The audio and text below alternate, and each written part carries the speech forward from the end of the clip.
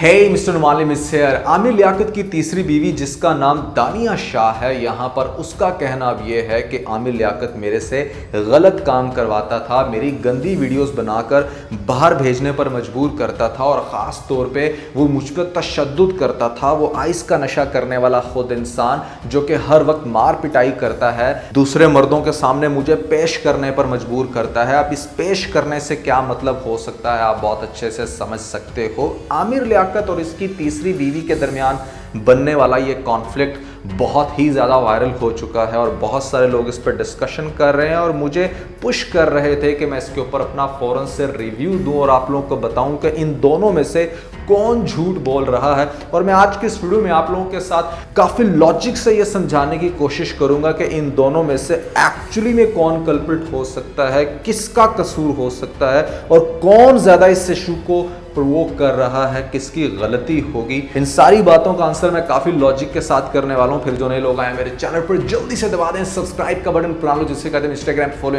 @नुमालिम, क्योंकि आपके सभी क्वेश्चंस के आंसर मैं वहां पर करने वाला हूं। वीडियो करें जिससे लगता है हम स्टार्ट कर सकेंगे बहुत ही सुपर डुपर रिव्यू। तो चले आगे बढ़ते हैं।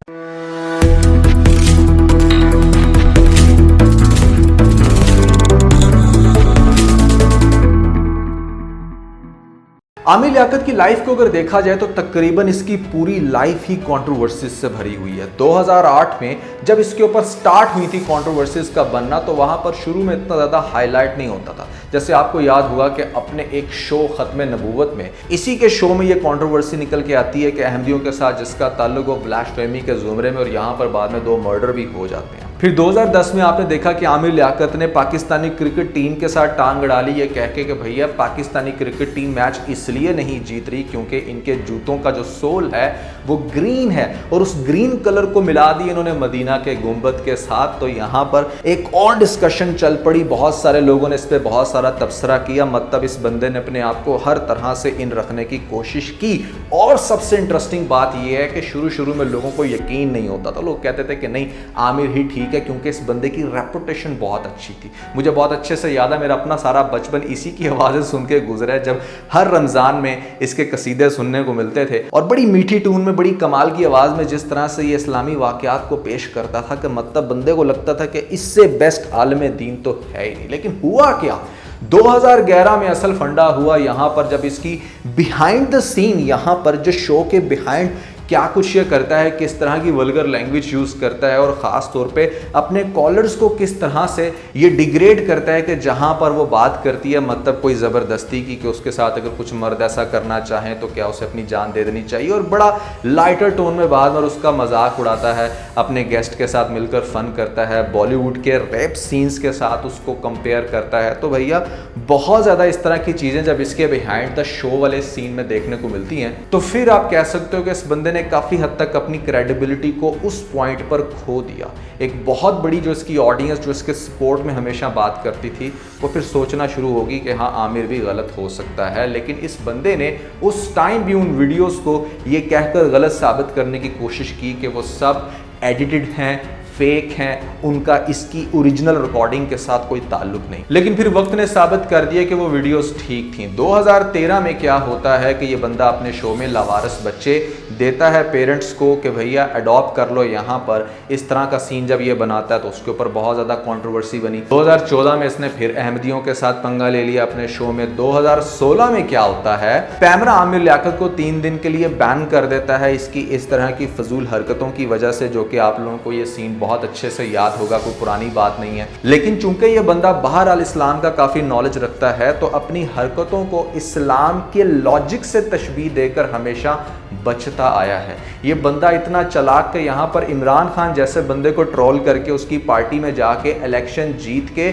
उसको ब्लैकमेल अगर कर रहा है, उसकी पार्टी में 4 साल एंजॉय करने के बाद यहाँ पर उसके खिलाफ इस तरह की बयानबाजी कर रहा है, तो भैया आप बहुत अच्छे से समझ सकते हो कि what kind of person Aamir Liaquat is. So जैसे आमिर लियाकत की प्रोफेशनल लाइफ बहुत ज्यादा कंट्रोवर्सीज का शिकार रही है, इसका पॉलिटिकल कैरियर बहुत ज्यादा कंट्रोवर्शियल है, उसी तरह इसकी पर्सनल लाइफ भी फुल ऑफ झंड है। 2020 में अपनी दूसरी बेगम तूबा के कहने पर अपनी पहली बेगम बुशरा को फोन कॉल पर उसके सामने डिवोर्स दे देता है और ये चीज़ उसके लिए बड़ी अजियतनाक थी। उसने उस चीज़ पे ट्वीट भी कर रखा है कि भाई यहाँ पर ठीक है, अगर तुमने अलग होना था तो कम से कम इतना ज़्यादा तजलील तो ना करो मेरे पास तुम्हारी औलाद है। यहाँ पर वो क्या सोचेगी, क्या चल रहा है पेरेंट्स के दरमियान में, और ख़ास तौर पे जब बच्चे बड़े हो जाएं, जैसे आमिर की अपनी बेटी इस टाइम 19 साल की है, तो वहाँ पर ये चीज़ें बड़ी तकलीफ़ देती हैं कि आप तकरीबन उसी की हम उम्र लड़की से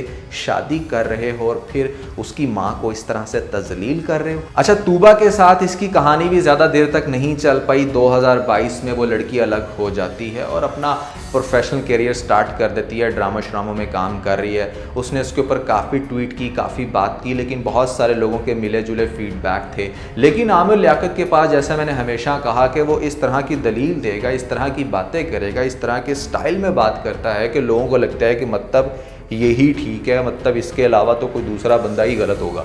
आमिर लियाकत की पहली बीवी बुशरा, दूसरी बेगम तूबा और यहाँ पर तीसरी बेगम तो शायद आप लोग भूल ही गए।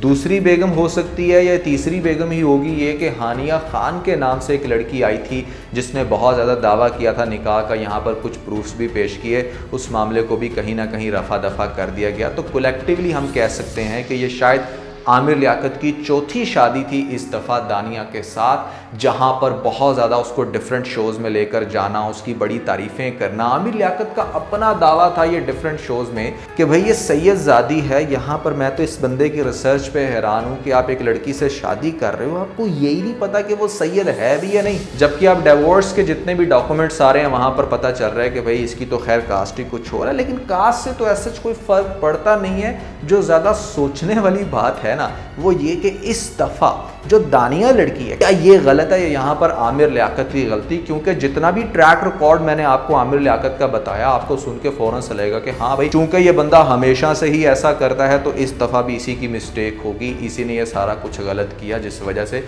उस बच्ची की ज़िंदगी बर्बाद कर दी। लेकिन अब जो मैं अगली बात करने जा रहा हूँ ना, वो बात आपको अच्छा खासा हैरान करने वाली है, बल्कि हिला के रख देगी, चूँकि आपको पता है कि मैं हमेशा बात लॉजिक्स पे करता हूँ। अच्छा दोस्तों, बात यह है कि दानिया जिस तरह से क्लेम करती है कि आमिर लियाकत मुझे फौहश वीडियोस बनाने पर मजबूर करते थे, मेरी वीडियोस को बाहर भेजते थे और ख़ास तौर पे दूसरे मर्दों के सामने मुझे पेश करते थे, इस सारी स्टेटमेंट का कनेक्शन बहुत ज़्यादा मिलता है उस ऑडियो लीक के साथ जो बेसिकली आमिर लियाकत ने ख़ुद अपने अकाउंट में की। और वहाँ पर आप अगर उन ऑडियोज़ को गौर से सुनो तो कुछ ऐसा फिलर आता है कि जैसे she was kind of prostitute. मैं नहीं मिल रही, बस मेरे में हिम्मत नहीं है, कैंसिल करो, मैं नहीं मिल रही। अगर वही क्लाइंट हुआ जो मुझे 2 बार मिला था, एक बार उससे लड़ाई, तो मैं नहीं करूँगी, पहले बोल दूँ तुम्हें। मैं वो बहुत सख्त भी है और टाइट भी बहुत है, तो मैं नहीं करूँगी। अगर कोई और क्लाइंट होगा तो मैं रुक जाऊँगी, सही है ना। और जिस तरह की वो बारियां लगाने की बातें कर रही है, एक आ रहा है दूसरा जा रहा है, और फिर जैसे वो टाइमिंग वो दे रही है लोगों को, तो वो सारी चीज़ें बहुत ज़्यादा स्केप्टिकल हैं। और अगर वो ऑडियो लीक किसी किस्म की उसमें कोई अमेंडमेंट नहीं हुई हुई या उसको किसी और सिनेरियो से मैच करके या मेल फंक्शन करके उसको यूज़ नहीं किया गया, तो आई एम डैम श्योर कि फिर इसको बहुत ज़्यादा हम कुछ इस तरह से अज्यूम कर सकते हैं कि जैसे इन केस जो लड़कियां इस तरह की हरकतें करती हैं, वहाँ पर डेफिनेटली जो मर्द होते हैं वो वीडियोस भी बना लेते हैं और फिर फ्यूचर में वो वीडियोस लीक भी हो जाती हैं, जस्ट टू क्लैरिफाई कि हाँ यार ये लड़की ही गलत थी, हम इसको यूज़ करते थे, या इसकी इस तरह से ये गंदी वीडियोस हैं। उसका एलिगेशन बजाय दानिया पे लगे वो डायरेक्टली आमिर पे लग जाए। गेटिंग वो पॉइंट? यानी कि चूंकि उसने स्टार्ट में ही ये स्टेटमेंट दे दी कि आमिर इस तरह का काम करवाते थे, और उसकी फिर जो ऑडियो लीक आमिर ने की उससे कनेक्शन ये निकल के आ रहा है कि यहाँ पर वो जब इस तरह का काम कर रही है तो फिर डेफिनेटली वहाँ पर लोग वीडियोस भी बनाएंगे, वो वीडियोस कभी किसी टाइम सामने भी आ जाएंगी। तो ये सिचुएशन बहुत ज़्यादा ना इन लोगों ने कॉम्प्लिकेटेड कर दी है। आमिर ने वो इसकी ऑडियो को लीक करके और इसने पहले ही ये दावा करके कि आमिर मेरे से ये काम करवाता है। देखो मेरे प्यारे मासूम दोस्तों, अगर दानिया इतनी ही पाकीज़ा है, इतनी ही साफ सुथरी लड़की है और ऐसे में इतना ज़्यादा आमिर उसके ऊपर जुल्म कर रहा था, तशद्दुद कर रहा था, दूसरे मर्दों के सामने उसको बेच रहा था, चाहे वीडियोस के ज़ुमरे में या वैसे पेश करके, क्योंकि खाली पेश करना तो मतलब नहीं होता, उसके अंदर तो फिर सब कुछ आ जाता है। और कुछ इस तरह के जो आपको ऑडियो क्लिप्स सुनने को मिलते हैं, कुछ ऐसी रिकॉर्डिंग जो कि ख़ास तौर पे आमिर लियाकत ने लॉन्च की, उसके बाद बहुत सारे क्वेश्चंस यहां पर जन्म लेते हैं। सबसे पहली बात यह है कि अगर इस लड़की दानिया का मकसद आमिर से अलग होना है तो ऐसे में क्यों डिमांड कर रही है ये 11 करोड़ की प्रॉपर्टी की, कि इसको वो प्रॉपर्टी दी जाए, इसको हक महर में 11 करोड़ रुपया दिया जाए और इसको साथ में गाड़ियां दी जाएं, इसको 1 लाख रुपए की इनकम लगा दी जाए, कि मतलब जो कि शोहर की तरफ से लगती है। ये सारी डिमांड्स 4 महीनों के बाद ही क्यों? अगर आपका मकसद महज अलग होना हो तो वहां पर आप किसी भी किस्म की शायद डिमांड्स नहीं रखते। और खुला के केस में तो मतलब मैं शरीयत को बहुत ज़्यादा अंडरस्टैंड नहीं करता, लेकिन इतना ज़रूर पता है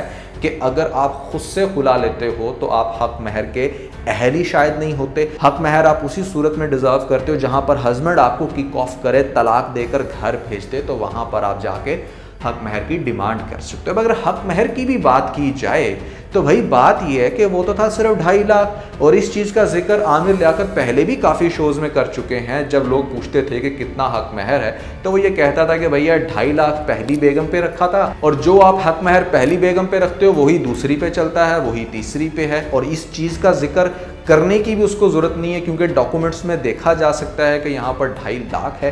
तो फिर क्यों डिमांड कर रही है ये लड़की इतनी बड़ी बड़ी, जब इसका मकसद महज अलग होना है? वो बंदा इसके ऊपर बहुत तशद्दुद कर रहा है, जुल्म कर रहा है, आइस का नशा करता है। तुम तो भी जवान जहान छोटी सी बच्ची, प्यारी सी मासूम सी, तुमसे तो कोई भी शादी कर लेगा। अब इस केस में थोड़ा सा हो गया ऑपोजिट, कि जहाँ पर कहते हैं ना कि लड़के से तो कोई भी शादी कर लेगा, लड़की से नहीं करेगा। भैया यहाँ पर उस बूढ़े खब्बड़ से, आप जिसका करियर इतना कॉन्ट्रोवर्शियल रहा हो, जिसने इतने लोगों को धोखा दिया, उससे तो आप डेफिनेटली शायद कोई ना करे, शायद कर भी ले, लेकिन तुम्हारे आगे तो जिंदगी है और आपके सिग्नेचर के बगैर कोई आपको उठाकर लेकर भी नहीं जा सकता। तो जब आपने, आपकी फैमिली ने पूरी रजामंदी से इस रिश्ते को एक्सेप्ट किया, तो 4 महीनों के बाद इतनी बड़ी बड़ी डिमांड्स क्यों?